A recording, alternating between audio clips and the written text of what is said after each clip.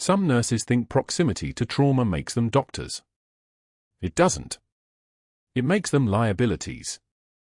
That is what Dr. Caldwell said during grand rounds, 47 minutes before the helicopter brought in the colonel he would refuse to touch. Sarah Chen stood at the back of the conference room in her night shift scrubs, a blue laminate badge clipped to her collar, listening to the chief of surgery dismantle professional boundaries with the precision of a man who had never questioned his own authority. He used her as the example, didn't call her by name, just gestured vaguely toward the nursing staff. A cautionary tale. A woman who thought a combat medic's field certificate meant she could perform procedures in a hospital setting. Who thought seeing death up close made her qualified to intervene when surgeons said wait. His voice carried the smooth certainty of a man who had never been wrong. Or had never been caught. The fluorescent lights hummed overhead in that particular way of institutional buildings, a sound so constant it disappeared unless you focused on it. Sarah didn't focus on it. She stood with her shoulders back, her expression neutral as glass, while Caldwell finished his remarks and moved on to the actual surgical cases. Nobody noticed her slip out. Nobody ever did. The ICU at Cedar Creek Medical ran like a Swiss watch during night shift, and that was because nobody important was watching. The day staff answered to administrators who answered to boards and insurance companies. The night shift answered to their patients and themselves. Sarah had worked these corridors for 3 years, ever since the Navy had quietly closed her file and politely suggested that Master Chief Petty Officer Sarah Chen might want to explore civilian nursing opportunities. Translation: you no longer officially exist. Your medical credentials are classified. Your service record is sealed. Here is a civilian salary and a promise that nobody will ask questions about the gaps in your work history. She moved through the ward with economical efficiency, checking vitals on the post-op cardiac patient in Bay 3, adjusting the 4 on the sepsis case in Bay 7, documenting the slow decline of the 92-year-old in the corner room whose family had finally agreed to comfort measures only. Her hands moved with the kind of precision that comes from practice, from muscle memory, from having done these exact tasks in conditions where hesitation meant death. Her left leg carried a slight limp that most people didn't notice unless they watched her walk the full length of the ward. A 7.62mm souvenir from Kandahar, 2016. She wore compression socks under her scrubs and didn't limp when anyone was looking. In her locker downstairs, beneath the spare scrubs and the lunch she would never eat, sat a pair of combat boots wrapped in plastic. Tan desert boots, scuffed at the heel, the laces frayed from 1,000 miles of rough terrain. She had hidden them there on day 1 and had not looked at them since. 12 years she had worn them. 12 years of corridors and compounds that looked like corridors. The boots stayed wrapped in the dark. The radio crackled at 2,347 hours. Incoming medevac, ETA 8 minutes. Ramadi, IED, multiple trauma, Green Beret Colonel, shrapnel near the cardiac silhouette. Level 1 trauma activation. Sarah's hands continued moving. She didn't pause. She didn't look up. The 2 residents at the nurses' station stopped their gossip long enough to check the incoming case on the computer. She heard one of them laugh, a real laugh, the kind that came from a place of disconnection, of not yet understanding that some patient stayed with you forever whether they lived or died. Colonel's too unstable for the OR, the taller one said, scrolling through the notes. Caldwell's going to love this. Another unsalvageable case. Not our problem, the second one replied. Caldwell decides. We document. Sarah reached into the trauma bay cabinet and began laying out equipment with the methodical precision of someone who had performed this ritual in sandstorms and under mortar fire. 14-gauge angiocath needles. 8 French central line kit. Crash cart position for immediate access. Defibrillator pad staged. Blood warmer running. The space began to organize itself around her presence like iron filings around a magnet. She was still arranging the equipment when she heard the rotors approaching, the distinctive thud of helicopter blades pushing against San Antonio air. The sound grew louder, became tactile, something you felt in your chest rather than merely heard. The ER door swung open. The energy in the hospital shifted, that sudden current of controlled chaos that came when trauma arrived. The colonel came in on a stretcher, his uniform caked with dust and something darker. His chest was wrapped in trauma dressings, but Sarah could see the outline of embedded shrapnel through the bandages, small pieces of metal and possibility glinting in the harsh ER lights. His face was grey. His pupils were already dilating. She could read his vital signs in the trajectory of his skin color. He was hemorrhaging internally, losing pressure, losing time. The trauma surgeon from Ramadi handed off the case to the Cedar Creek team in a clipped military briefing. 34-year-old male, green beret, IED detonation at grid reference. He stopped, corrected himself. At the site. Estimated blood loss 2 liters at scene. We stabilized at the forward operating base with 2 units uncrossed ONEG chest trauma with possible cardiac involvement. He's been stable enough for transport, but we don't have the capability for thoracic intervention. Sarah stepped up to the stretcher and began checking vitals without being asked. The blood pressure cuff wrapped around his arm. Numbers appeared on the monitor. 78/46. Dropping.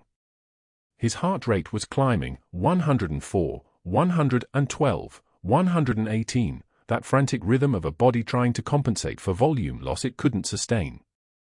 She placed 2 fingers on his neck below the jaw, feeling for the carotid pulse. Thready. Weak. The pulse of a man running out of time. Her hands remained perfectly steady. "We'll need an ultrasound to assess for pericardial effusion," she said quietly, speaking to the senior resident who was now directing the initial trauma protocol. "And we need to have a chest tray prepped for possible emergency decompression." The resident glanced at her with the kind of expression that suggested she had just suggested he perform surgery himself. "Thanks for the input, Chen.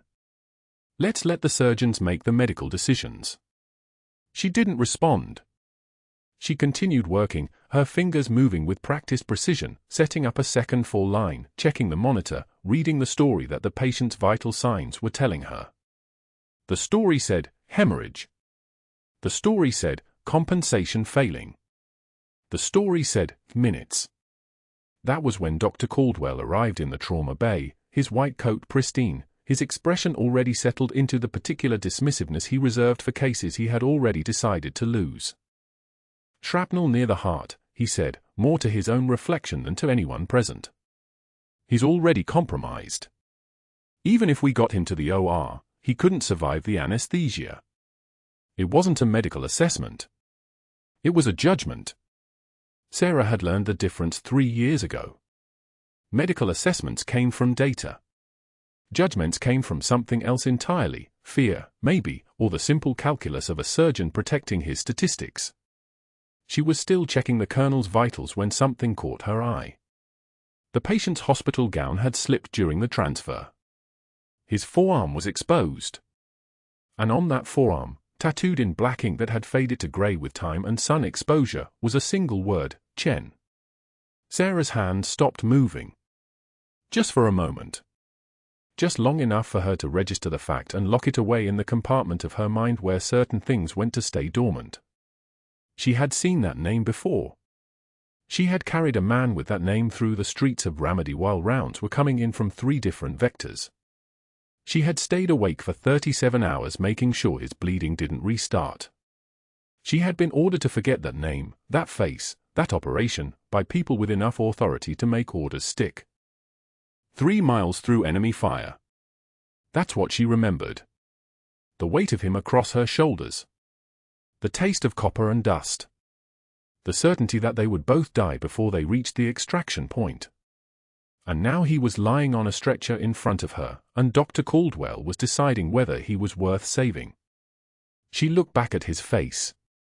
And in that moment, in that fragment of recognition that couldn't possibly be possible, she understood that the choices she was about to make would destroy the life she had built here. This quiet civilian existence.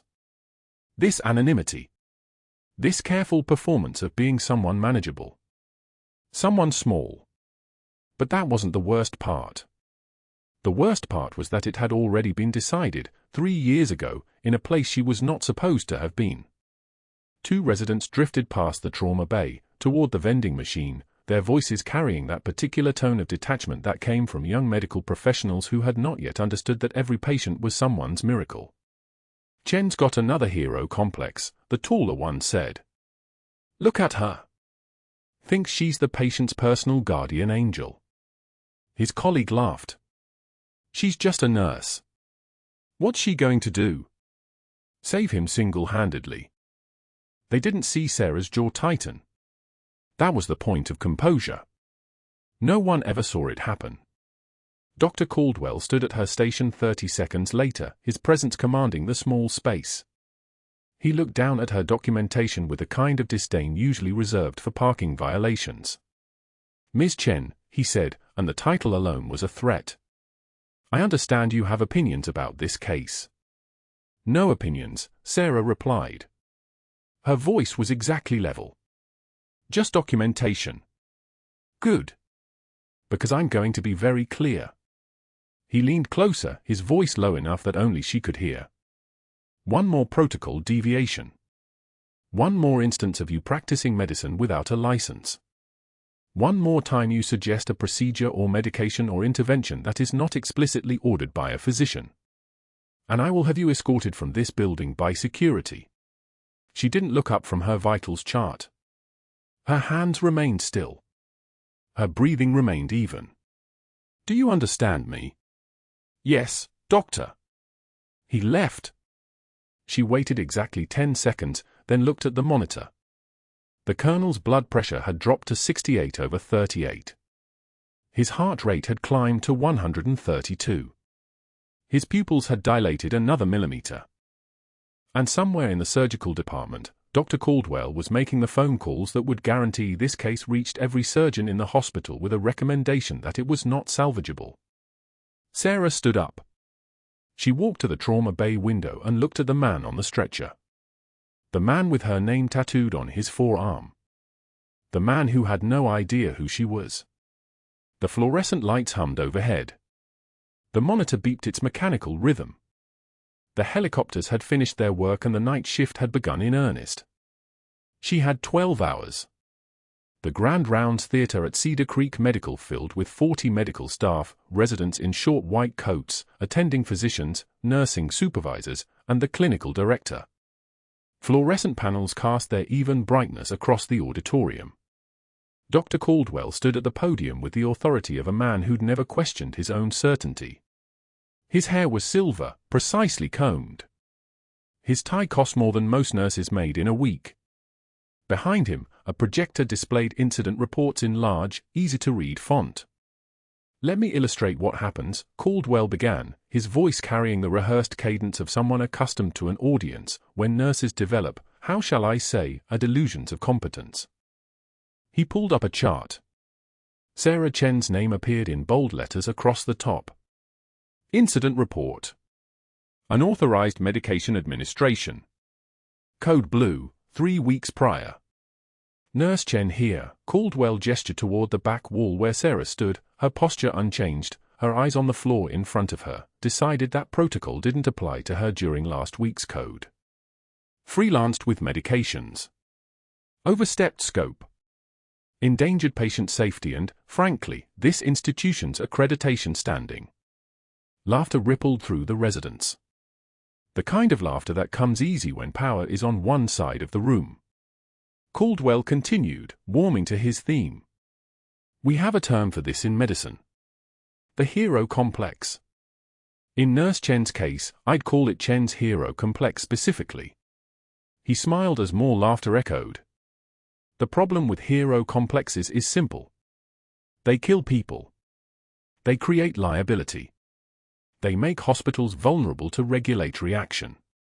And they destroy the chain of command that keeps patients alive.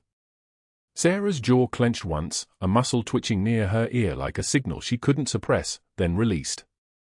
Her face became stone. Nothing moved in her expression. Nothing flickered behind her eyes. She'd learned this composure over 12 years, across 3 tours, in places where showing emotion meant showing weakness meant getting people killed. The skill stayed with her. It lived in her body now, bone deep and automatic. The presentation continued for another 20 minutes. Caldwell showed protocol flowcharts, cited regulatory guidelines, referenced patient safety incidents from other hospitals. But everyone in the room had already received the message. Nurse Chen was the problem. Nurse Chen didn't understand her place. Nurse Chen needed to be contained. By lunch, 2 residents stood by the vending machines on the 3rd floor. Sarah heard them before she saw them, their voices carrying that particular pitch of mockery that only emerges when someone believes they're safe from consequence. "I'm Nurse Chen, I know better than the attending," one of them said in an exaggerated high voice, performing an imaginary injection with exaggerated precision. The other responded, maybe she watched a YouTube video on how to be a hero. They laughed. Sarah was 10 feet away when they noticed her. They made deliberate eye contact, their laughter continuing deliberately, their body's language saying they had nothing to fear from a nurse. She walked past without breaking stride, purchased a black coffee from the machine, and left. The coffee was bitter and still warm. She drank it standing in the stairwell, alone, her hand steady as surgical steel. That afternoon, Caldwell stopped at her station. She was checking the colonel's vitals, his blood pressure tracking lower, his heart rate compensating, his oxygen saturation dropping in small increments that told a story if you knew how to read it. She knew how to read it. She'd been reading vital signs in combat zones when these residents were still in undergraduate school. "I've been reviewing your file," Caldwell said. His voice was polite, which made it worse. Politeness from power is a kind of threat. One more policy deviation. Just one. And you'll be escorted from this building by security. Are we clear? She nodded once without looking up from her charting. "Yes, Dr. Caldwell. I built my reputation on maintaining standards," he continued, leaning closer so only she could hear. "I won't let an overzealous nurse with a savior complex destroy this institution's accreditation." He paused, waiting for her to respond, to defend herself, to give him something he could use. She said nothing. Her pen continued moving across the chart in steady, even lines. Not a tremor visible. Not a flinch. Not a break in her composure. He walked away satisfied. As Sarah continued her vitals check, the colonel's hospital gown shifted. The fabric slipped lower on his left arm. And there it was. A tattoo. Block letters, faded by years and sun exposure and the way ink changes on skin that's been through trauma. Chen. Her name. Her actual name, inked into a man's forearm like a prayer or a promise or a mark of something that wouldn't die. She froze. Her hand stopped moving. The pen hung suspended above the clipboard. The colonel's eyes remained closed. His breathing shallow and rhythmic. He had no idea she was standing here. He had no idea that the woman checking his blood pressure was the person whose name he carried on his arm. No idea that she'd grabbed his vest with both hands and pulled him through 280 yards of enemy fire, that she'd applied a tourniquet with hands that were shaking for the first time in her adult life, that she'd dragged him to a wall and held pressure on his chest while rounds punched through the concrete above her head. She reached out slowly. Her fingers came within an inch of the tattoo. The skin looked different now, older, marked by surgery scars that paralleled the tattooed letters. She pulled her hand back without making contact. Some things were better left untouched. That night, when the staffing coordinator announced that the overnight shift needed someone to take a solo watch on the critical colonel, intensive monitoring, full one-to-one care, 12 hours in a room with a dying man, nobody volunteered. Sarah was checking supply orders when the coordinator walked through. She raised her hand before she could stop herself. "I'll take it." Caldwell's voice came from his office doorway. He'd been watching. Of course Chen volunteers. Another opportunity to play hero. But he didn't block the assignment. In his calculus, this was perfect. A losing patient, an overzealous nurse, and 12 hours of her wasted effort would prove exactly what he'd said in grand rounds. Heroes are liabilities. Compassion is a weakness. Protocol exists for a reason. Sarah didn't respond. She simply nodded and began preparing the overnight assignment. The night deepened around Cedar Creek Medical. The daytime chaos faded. The visiting hours ended. The regular staff signed out to evening shift, and the evening shift signed over to night shift, a skeleton crew, phones quieter, the building shifting into its secondary mode of operation. Sarah sat beside the colonel's bed, watching monitors that told a story in numbers and waveforms. His vital signs were deteriorating. Not dramatically. Subtly. The kind of deterioration that could mean sepsis developing, organ systems beginning their shutdown sequence, the body entering the early stages of failure. His blood pressure was trending down. His heart rate was compensating, beating faster to move less blood. His jugular veins were starting to distend, visible bulges in his neck that meant pressure was building somewhere it shouldn't be. At 0200 hours, his breathing changed. The ventilator's rhythm altered. His chest wall stopped moving synchronously with the machine. His oxygen saturation began declining. 94%.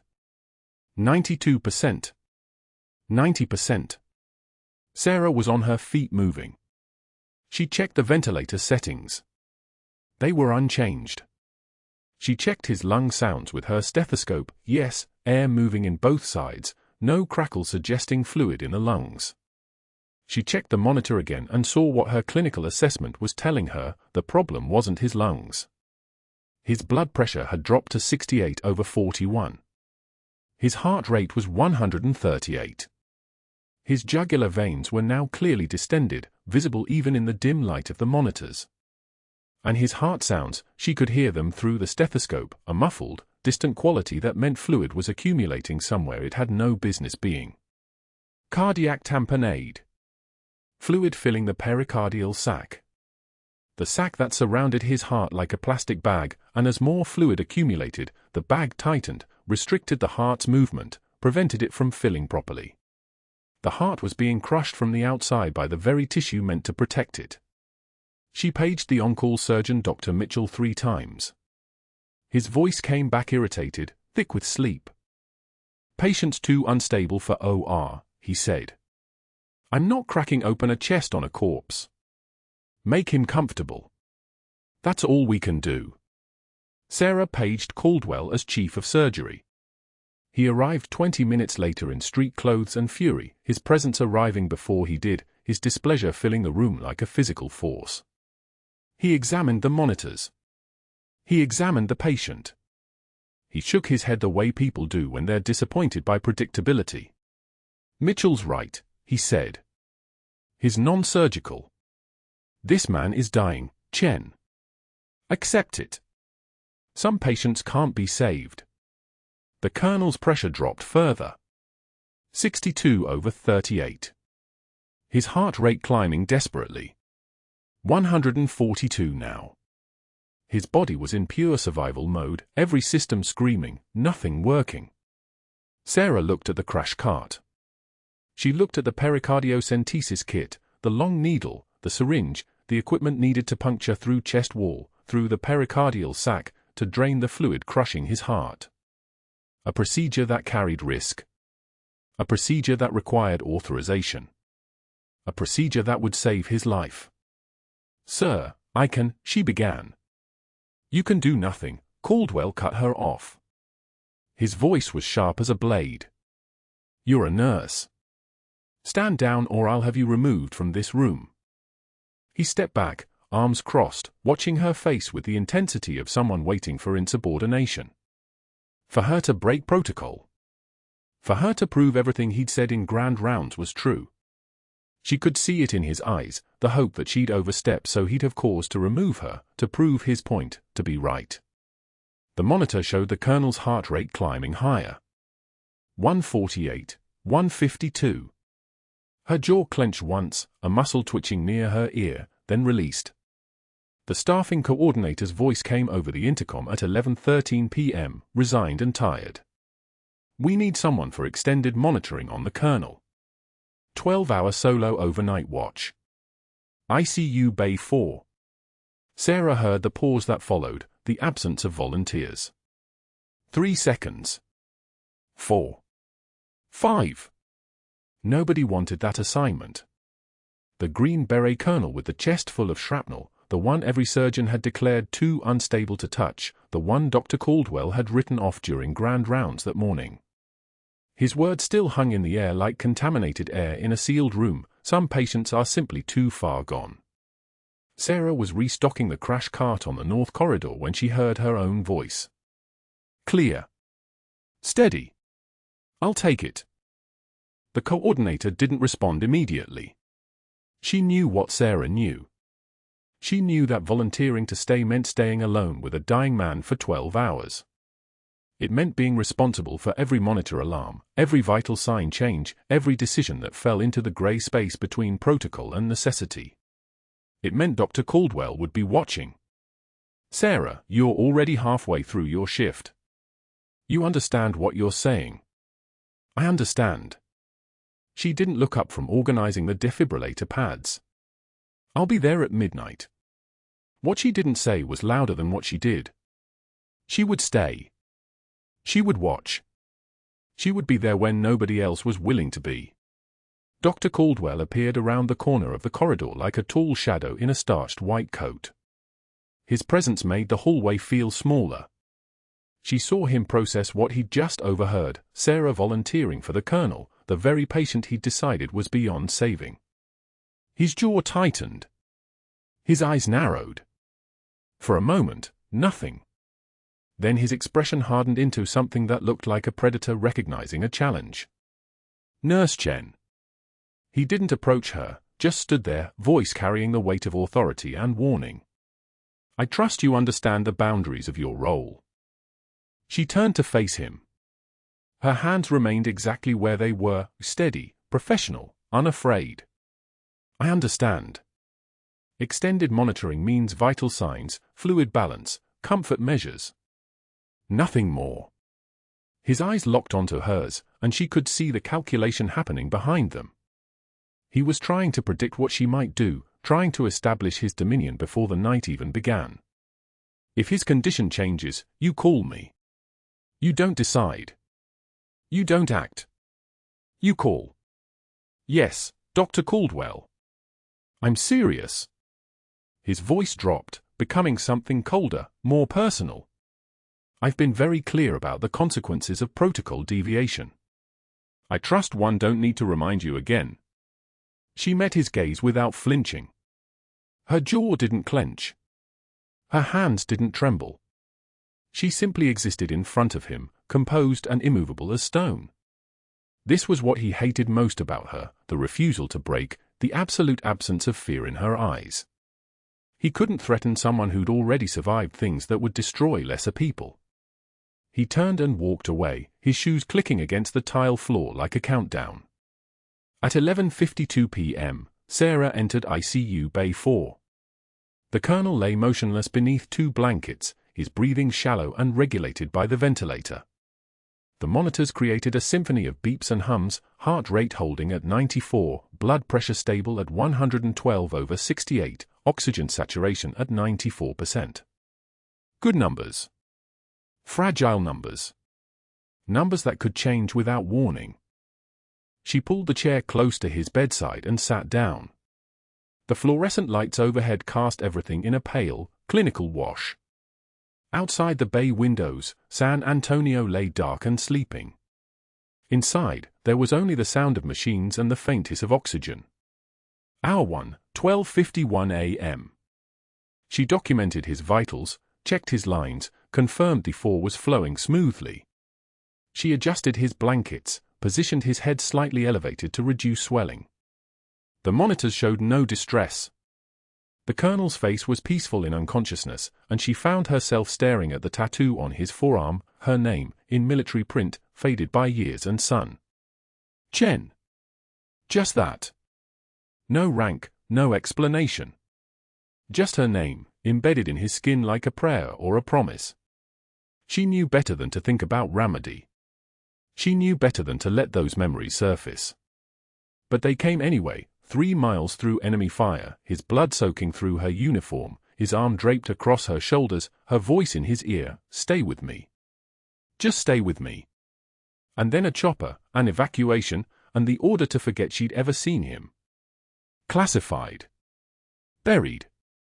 Gone. She was a nurse now. She had a job to do. She pushed the memory down and watched the monitors. Hour 3, 2:43 a.m. The colonel's heart rate had drifted up slightly, 102 now. Still within acceptable range, but a trend. She checked his medication infusions, confirmed the sedation levels were appropriate, adjusted the ventilator settings based on his blood gas readings from the lab. Everything was as it should be. Everything was fine. Except nothing was fine. She could feel it, the way the air in the bay seemed heavier, the way her instincts were starting to whisper warnings. In combat, she'd learned to trust those whispers. They'd kept her alive through 3 tours. They'd kept her alive in Ramadi. Hour 5, 4:18 a.m. The monitors began to drift. Not alarms yet, nothing loud enough to trigger the alert system. Just subtle changes. Heart rate now running at 108. Blood pressure beginning to drift downward. 108/65. Then 105/63. She rechecked his lines, verified the fluids were infusing at the correct rate, reviewed the medications. Everything looked correct. And yet something was wrong. She placed her hand on his chest and felt it, a faint resistance under her palm, a subtle heaviness to his breathing that the ventilator couldn't hide. She'd felt this before. In the field, in the dark, in the chaos of incoming fire. The feeling of a body drowning from the inside. Hour 7, 6:31 a.m. The monitor alarm screamed. His blood pressure plummeted like a stone thrown into a well. 92/50. 85/48. 70/40 and dropping. His heart rate spiked to 142, a desperate, panicked rhythm. On the ultrasound, the image was unmistakable, dark fluid pooling around his heart like a shadow-consuming light. Cardiac tamponade. Fluid in the pericardial sac, compressing the heart, strangling it from the inside. Without intervention in the next few minutes, he would arrest. Within 10, he would be dead. Sarah's hands moved before her conscious mind caught up. She reached for the phone, dialed the operator. Code blue on call. I need a surgeon to bay for immediately. The operator connected her to the on-call surgeon's phone. It rang once. Twice. 3 times. Then a groggy voice, thick with sleep and irritation. This better be. Cardiac tamponade. Bay 4 of the ICU. Patient is a Green Beret colonel, classified status, and he's decompensating. I need you here now. Silence. Then, call Dr. Caldwell. I'm not coming in for. She hung up. The monitor continued its screaming. 65/35. The colonel's oxygen saturation was falling.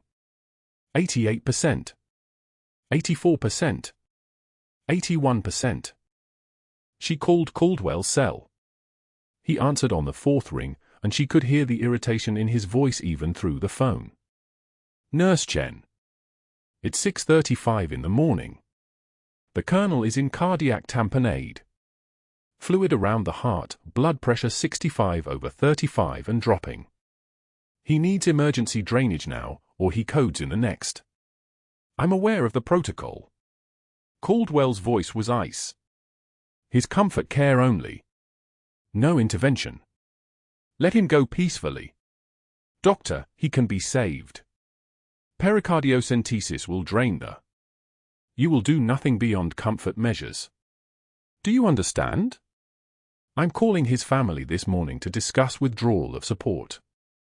This situation is resolved. He hung up. The monitor alarm continued its relentless scream. The colonel's body lay still, but his heart was screaming. 58/28. Oxygen saturation dropping toward critical. Sarah's hands were shaking, not from fear, but from the violence of her own restraint, the crushing pressure of knowing exactly what to do and being forbidden to do it. She stood up. She walked to the window of the bay. She could see Caldwell in his office 3 sections down the hallway, his silhouette clear under his desk lamp. She could see him leaning back in his chair, arms folded, confident, untouchable, certain that his authority would hold. The monitor showed 52/22. Her patient was dying in front of her. She stood motionless for 10 seconds, a lifetime in medical time. Her training screamed at her. Every instinct she'd developed in 3 tours, every decision she'd made under fire, every moment she'd chosen to act instead of wait, all of it converged in her chest like a physical weight. She could feel her pulse in her throat, steady despite everything.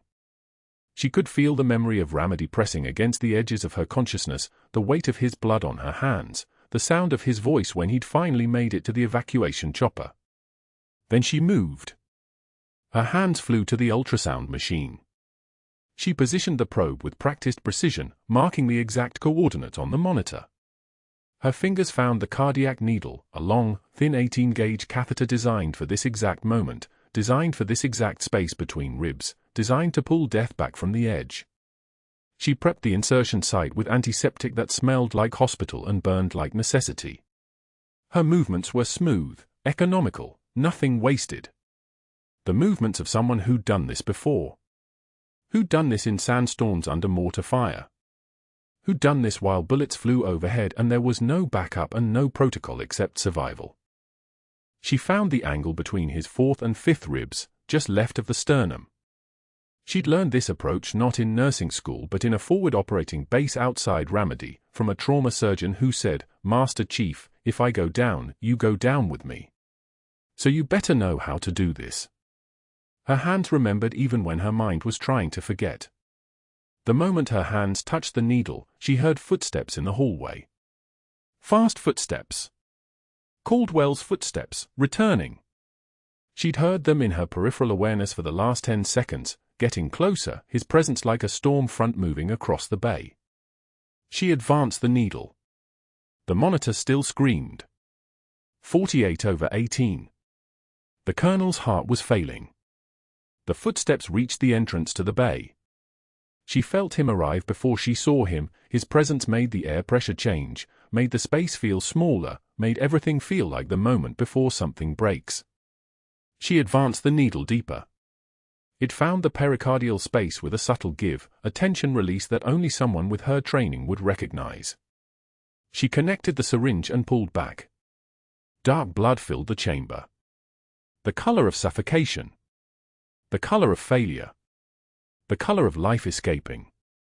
And that was the moment Dr. Caldwell saw exactly what he'd forbidden her to do. The monitor's numbers told the story before Sarah's hands even reached for the needle. 70/40. Dropping. The colonel's skin had shifted from pale to that particular shade of blue-gray that meant his heart was drowning in its own fluid, pressure building around the pericardial sac like a vice tightening around his chest. 68 heartbeats per minute. 62. 58. Falling. Sarah didn't move for 3 full seconds. Her hands remained absolutely still at her sides. Her breathing didn't change. She was calculating, not in her conscious mind but in the muscle memory of 17 years and 412 field procedures, her body already knowing what her brain would order it to do before she gave the command. The fluorescent overhead lights cast no shadow across her face. There was no tremor. No hesitation. There was only the deep, terrifying calm of someone who had already survived the worst the world had to offer. Dr. Caldwell stood frozen in the corner of the trauma room, his expression locked between disbelief and denial. His mouth opened once, closed. Opened again. He was trying to speak but the words wouldn't come, a man so accustomed to authority that when faced with an actual medical crisis requiring actual action, his body had simply stopped listening to his brain. His hands hung useless at his sides.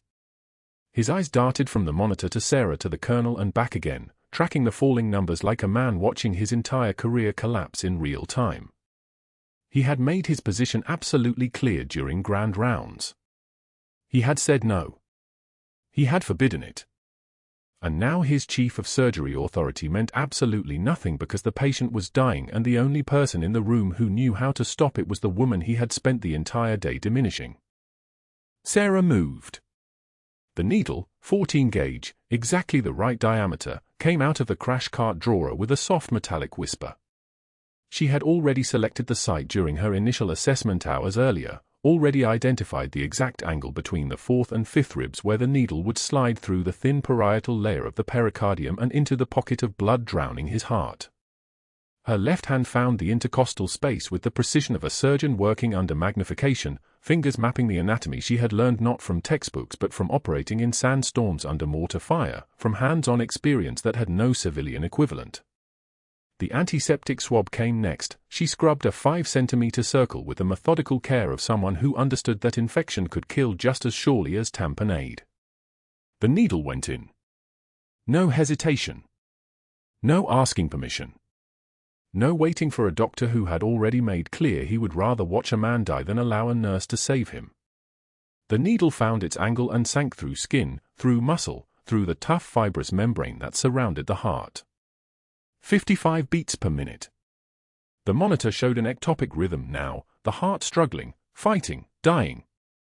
Sarah's hand moved like it was operating on its own, which it was, every conscious thought suspended, nothing remaining but trained reflex and muscle memory and the accumulated weight of 17 lives saved in circumstances far worse than a hospital trauma room. The resistance changed as the needle pierced the final membrane. She felt it through her fingertips, that distinctive give of tissue separating, and she stopped advancing. The needle had found the pericardial sac. She withdrew the plunger and blood came back, dark, oxygenated blood that should have been flowing through his coronary arteries instead of sitting in a pressurized pocket, suffocating his heart. 60 milliliters came out the first time. Her gloved fingers steady. The syringe filling with blood that had no business being there.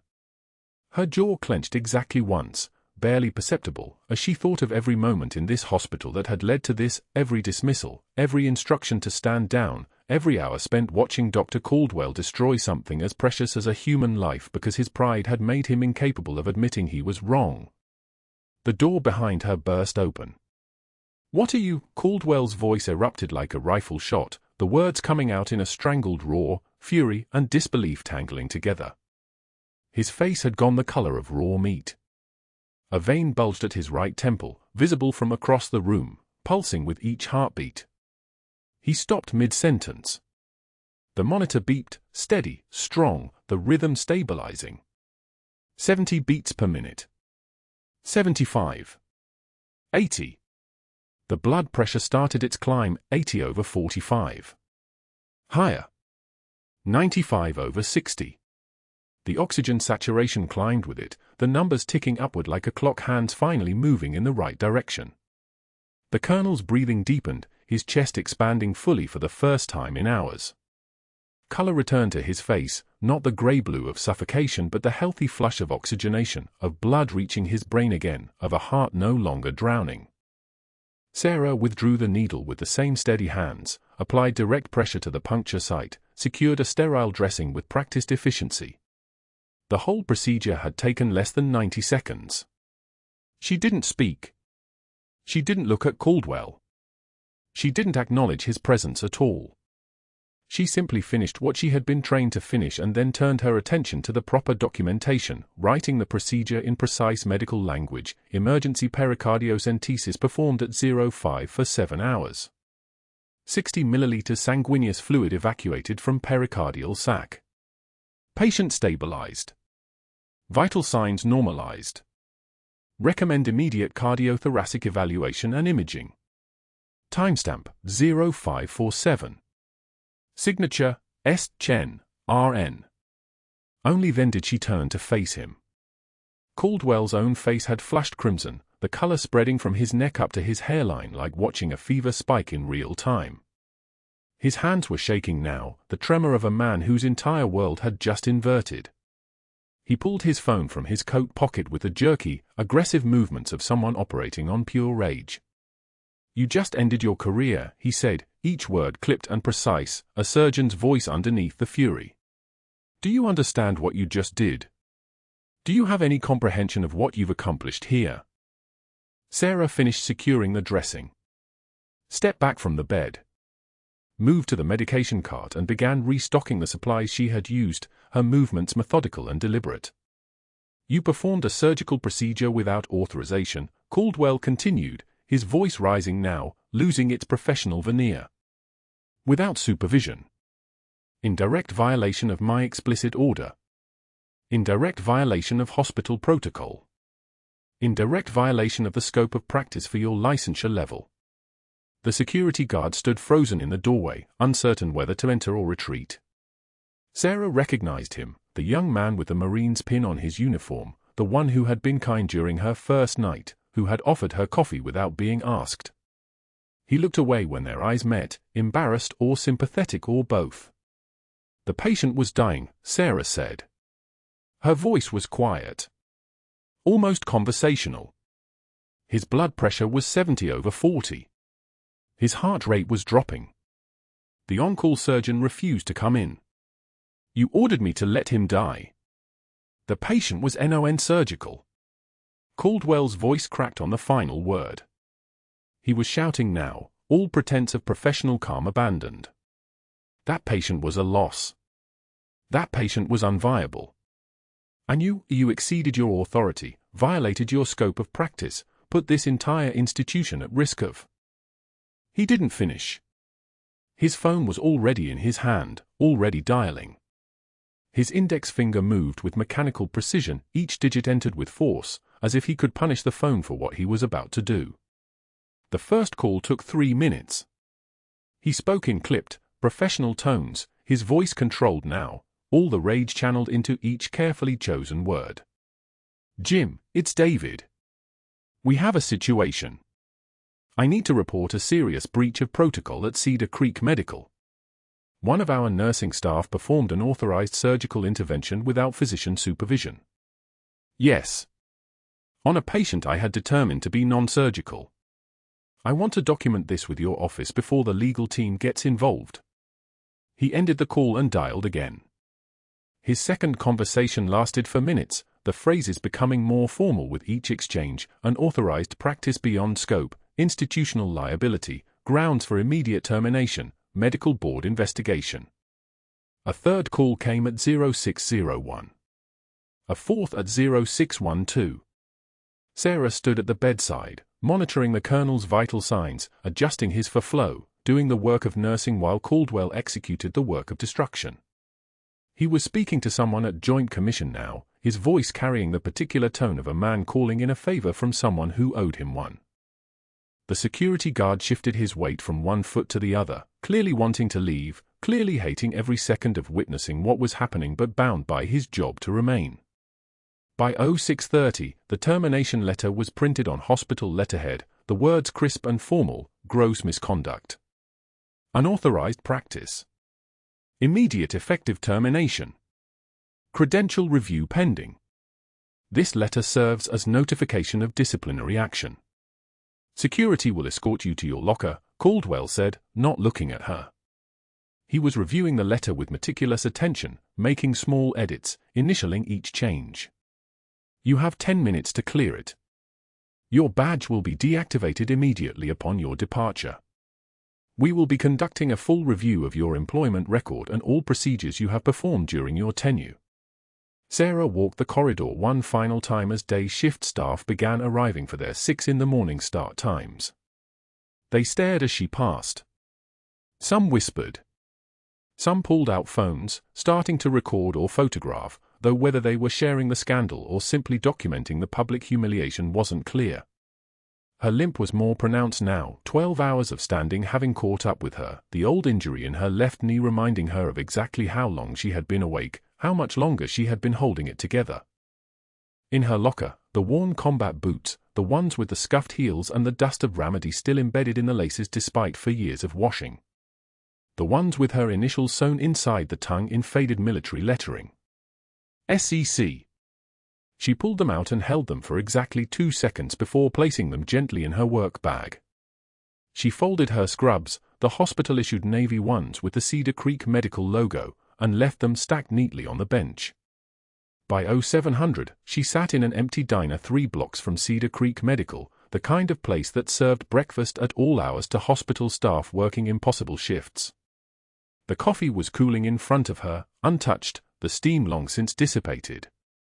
She stared at her reflection in the window glass, hollow, exhausted, erased. Master Chief Petty Officer Sarah Chen. Decorated combat medic. 17 lives saved under direct enemy fire. For years presumed killed in action, classified, officially non-existent, and then hired under a false identity at a hospital in San Antonio where she could disappear into the quiet work of night shift nursing. And now erased again, this time not by a classified stamp but by a white coat, by a man's wounded pride, by the institutional machinery of a hospital determined to protect its own reputation rather than the lives it was supposed to save. Outside, dawn broke across San Antonio like artillery fire, the sun turning the street orange and gold, and Sarah Chen sat alone with a cold cup of coffee, wondering what came next. The television mounted in the corner of the diner was on low volume, tuned to CNN. Sarah wasn't watching it. The waitress was a woman probably in her 60s with kind eyes and 40 years of night shifts etched into the lines around her mouth. At exactly 0847, the television beeped with the distinctive triple tone of a breaking news alert. The waitress glanced up. Her eyes went wide. She turned up the volume and then, slowly, turned her entire body to look at Sarah. "Oh my God," the waitress breathed. "Oh my God, that's you." Within 20 minutes of the colonel's blood pressure stabilizing, Dr. Caldwell stood in his office with the door closed, his face the color of raw meat. The phone was already in his hand before Sarah had even stepped out of the ICU. He dialed the country club number first, the board chairman's private line, the one reserved for members who'd served on the same boards for 23 years. "Richard, it's Michael. We have a problem at Cedar Creek. A nurse just performed an unauthorized surgical procedure on a patient under my direct orders not to intervene." "No," I said no. "This is catastrophic for our accreditation. The Joint Commission will have our license." The chairman's voice crackled back, calm at first, then shifting. Caldwell's jaw tightened. "Yes, I understand the implications. That's why I need the board to support my termination of her employment before word gets out. We need to appear decisive." He hung up and immediately dialed again. Medical Licensing Board. Unauthorized procedures. Gross negligence in her scope. A third call, this one to Joint Commission investigators, 2 breaches in a single shift, a dangerous pattern of insubordination. His voice remained controlled, clinical, the voice of a man presenting facts to allies who'd always agreed with him before. The final call was the one that would matter most. A number in his secure contact list marked only as DoD verification. He needed to verify her credentials, he said. Background check.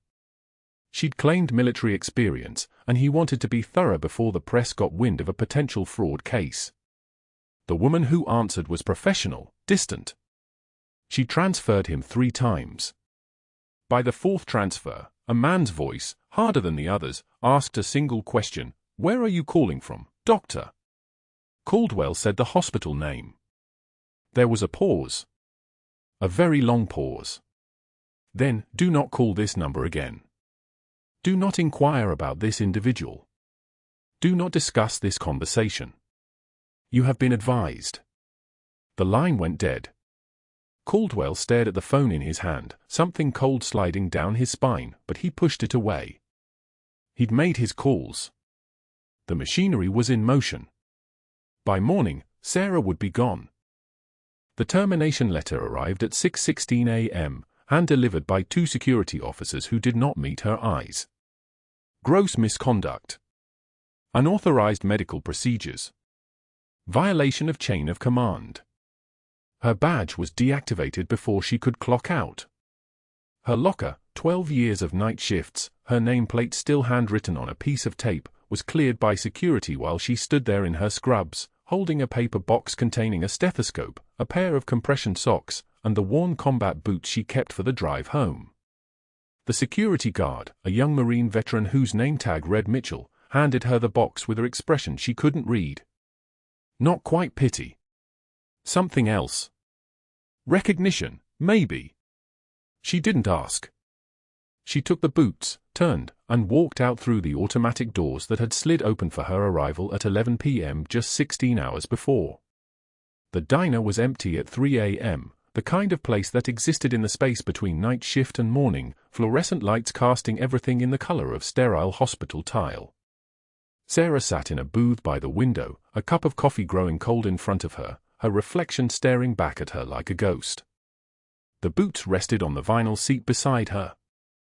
Even after 12 years in the ICU, after holding more lives together than she could count, after carrying Marcus Hayes 3 miles through Ramadi under fire while his blood soaked through her uniform and into her skin, after all of that, she could be erased.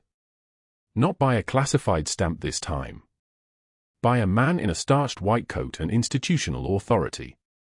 The reflection in the window was a stranger, hollow, sidelined, twice removed from the world that had made her.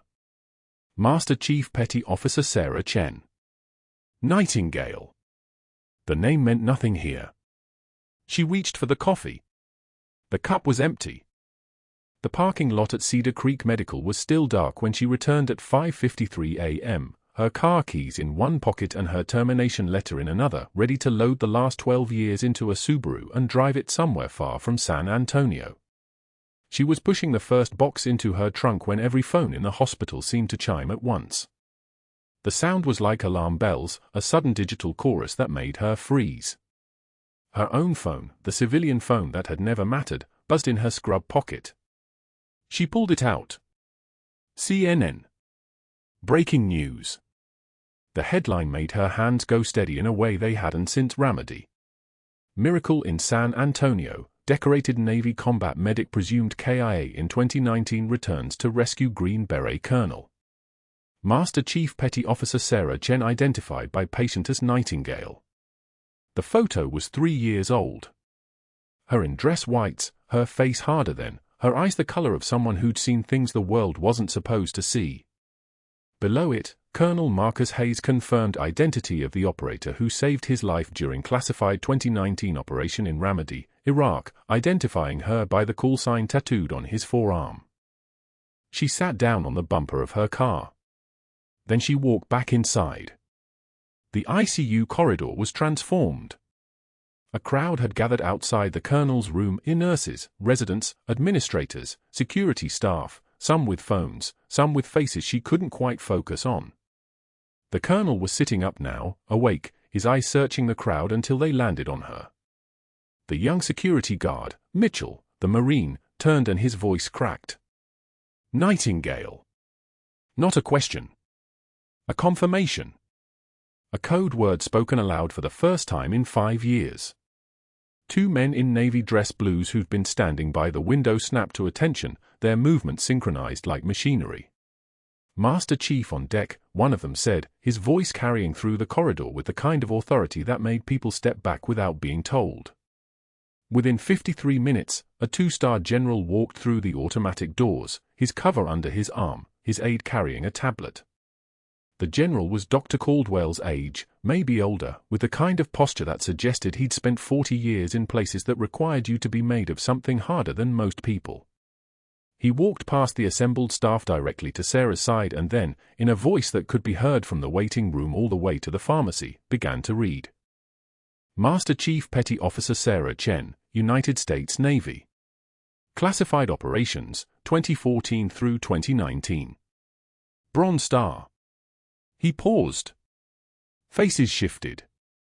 Eyes widened. Silver Star. Another pause. The general's voice never wavered.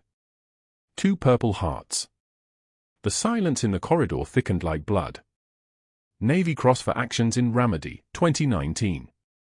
17 lives saved under direct fire. Mission designation classified. He looked up from the tablet. One of those lives was Colonel Marcus Hayes. The colonel's hand shot out toward Sarah. She took it without hesitation. His grip was the grip of a man holding onto something that had been taken from him for 5 years, his other hand gripping hers tight enough that she could feel the tremor there, the emotion he'd held back in the professional atmosphere of the ICU now spilling over.